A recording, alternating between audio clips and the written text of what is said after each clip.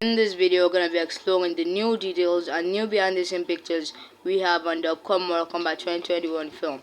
So, first I saw this news on Future Boy Kamikaze's channel. I'm not doing a promo stuff here. I'm just trying to tell you that I saw it from here. It's credits to him. You go check out the interview yourself, because I'm not going to be reading all of it. I'm just going to be showing the headings and explaining it due to what they've said.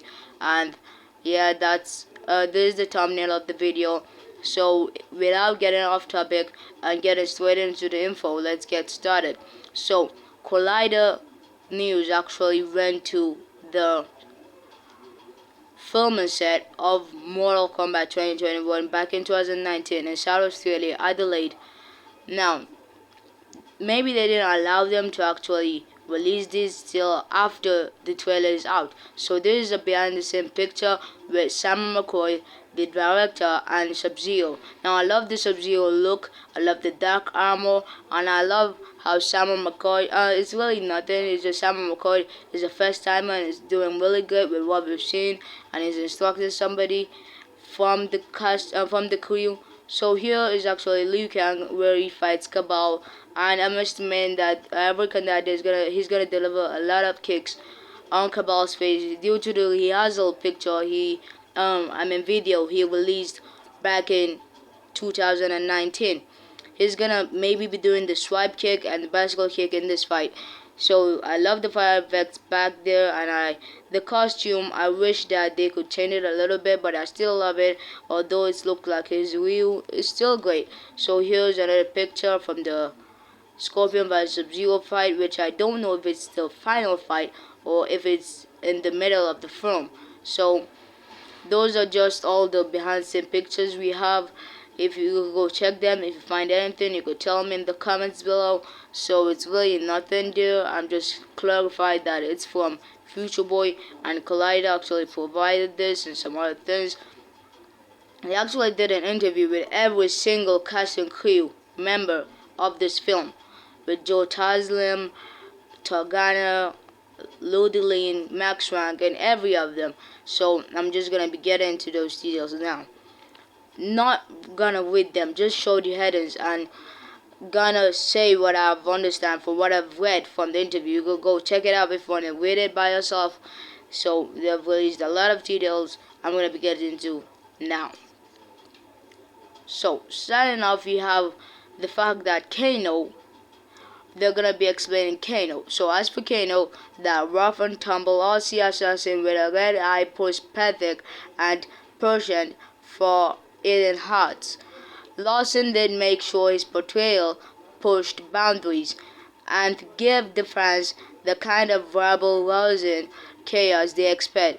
But he also spoke about the psychology of Kano in elevated terms, describing the inherent this is the continuation, describing the inherent appeal of a character like him as been given permission to say and do things we can in civil society. So Kano will be doing the shady stuffs, and it's really weird to say that he strongly likes eating hearts.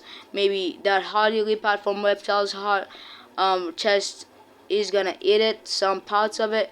So yeah, there's just making him this maniac, this kind of Joker kind of style, because Greg Russo told us that he's gonna be this kind of asshole character.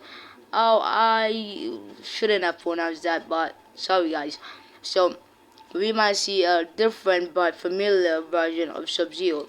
Now, Joe Taslim himself confirmed that we might be seeing Noob Saibot in this movie, because we see him walk to a portal-like mist.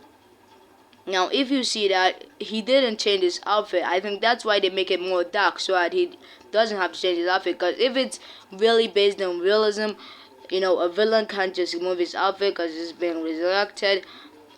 Maybe that's in a post-credit scene that they showed us in the trailer. I don't know, but they've confirmed that Baihan, who was changed as Noob Saibot in the original games, is gonna be changing as him in this movie. So Liu Kang and Kung Lao are cousins.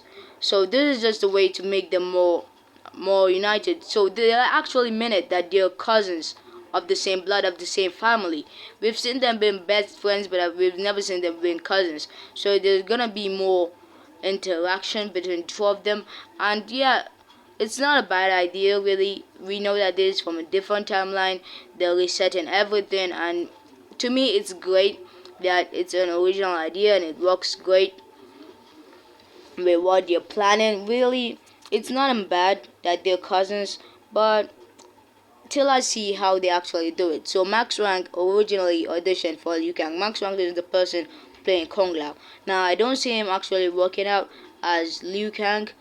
Thank God it's Lu Dilin, but it's not that he's actually bad. It's just that Kung Lao is the best character for him to play, because we know that all of them auditioned for their character, like Cici, who Greg said that her audition was really good, although it wasn't there really.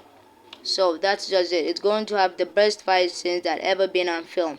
This is a comment from Simon McCoy. That is what he told the stunt coordinators of this movie. Written here, when McCoy spoke to his stunt coordinators, Kyle Gardner and Jade Amanthir, who worked on Aquaman for the first time, he simply said this: "We have to make the best fight scenes that have ever been on film. No pressure."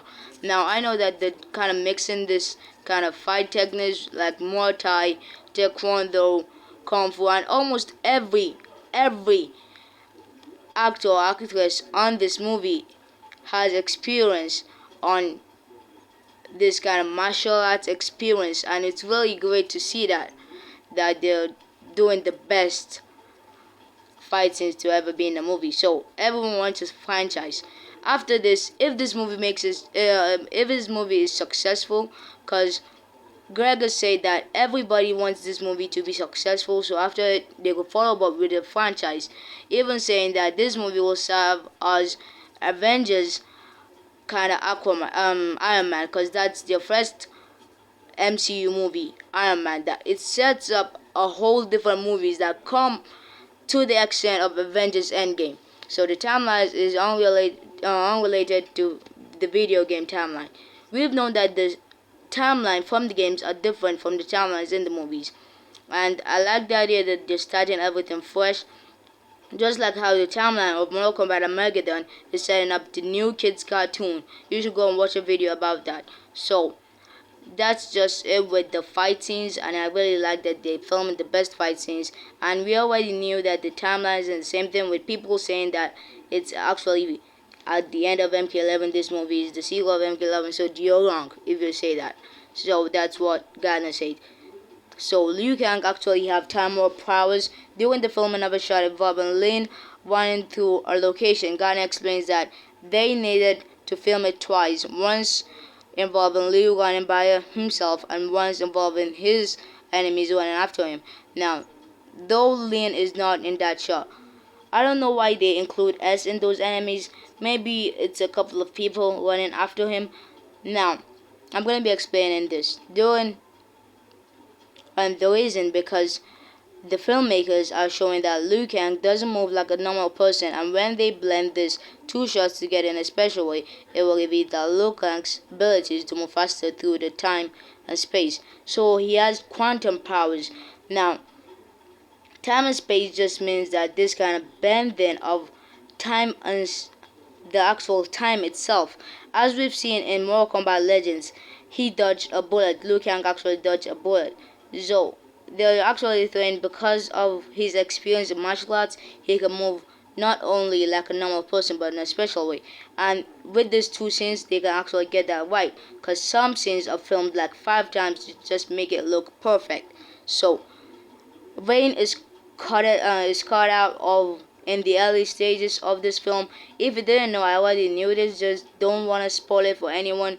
Rain was cut out because he was filling the space that Reptile has already filled. He's having the same roles as Reptile because he was going to be this kind of liquid character who only has this human body outline. So, yeah, Reptile might be the one that Kano whips his heart off. Now, I'm not 100% sure, but the chances are they just keep rising that it's him. But the one that we're seeing turning visible from invisible doesn't actually have this kind of look. That's why I'm still suspecting. So till I watch the film, I won't confirm anything on Reptile. So there you have it. Wayne is not inside. So they've confirmed that we will see him in the sequels. So here, Johnny Cage sent the standalone film saying that he promises Johnny Cage lives in the Mortal Kombat universe. Ghana actually said this, that there will be Johnny Cage will be having a solo film. He will be the main character. Now I'm thinking that maybe in this film he's actually a star, but he's facing these emotional challenges, and at the end of the film he knows about the tournament and he meets the other heroes. Yeah, so they're making this movie some kind of Iron Man. So from Iron Man it extends all to a universe, just like how Batman vs Superman created the DCEU. So I'm gonna say this to the cast and crews with Todd Gardner, that really it's a good thank you, that they've really done the film great. Even restarting a new timeline seems really great, and this movie is gonna be a success, as it have won a record of actually 166 millions from the time the thriller has came out. So it's a real great thing. That's all I have to say. And I think the reason why they didn't release this interview since 2019 is because they want the trailer to actually come out so that it won't be spoilers. So you should go watch Future Boy's video. He explained this much better. So please like and subscribe. Stay good and healthy, people. Peace. Till next time.